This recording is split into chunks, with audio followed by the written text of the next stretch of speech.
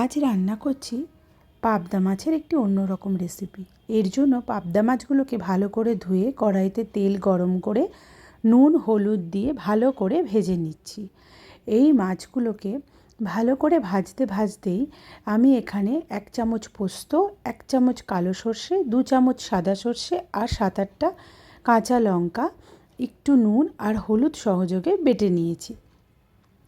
মাছগুলো ভালো করে ভাজা হয়ে গেলে পরে কড়াইয়ে মাছ ভাজা তেলটা সরিয়ে তার জায়গায় সর্ষের তেল প্রায় 3 টেবিল চামচ মতো দিয়ে তাতে অল্প একটু কালো জিরে সম্বার দিয়ে বেটে রাখা মশলাগুলোকে দিয়ে দেব।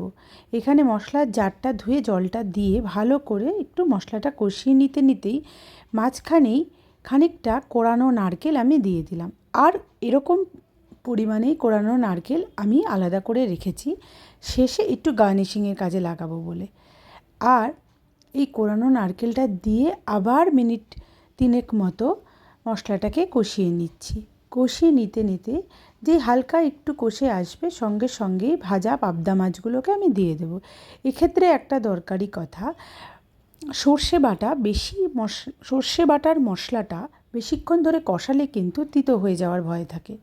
তো অল্প খানিকটা সময় কষিয়েই তাতে মাছগুলো দিয়ে জল দিয়ে আমি ঢাকা চাপা দিয়ে দেব। একটু ফুটে উঠলেই মাছগুলোকে চেপে ঝোলের মধ্যে একটু ডুবিয়ে দেবো, কারণ এক্ষেত্রে ঝোলটা গা মাখা হবে, অতিরিক্ত জলের দরকার নেই। মাছগুলো একটু নরম হয়ে গেলে একটু চাপ দিলেই ঝোলের মধ্যে ডুবে যাবে। তো এমতো অবস্থায় এই মাছটা আরও মিনিট 5-7 ফুটবে।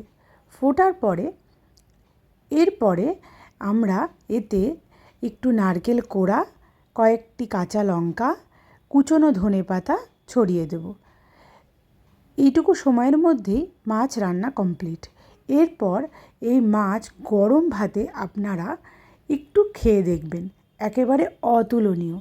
আপনারাও বাড়িতে চেষ্টা করুন আর কমেন্টে আমাকে জানাবেন।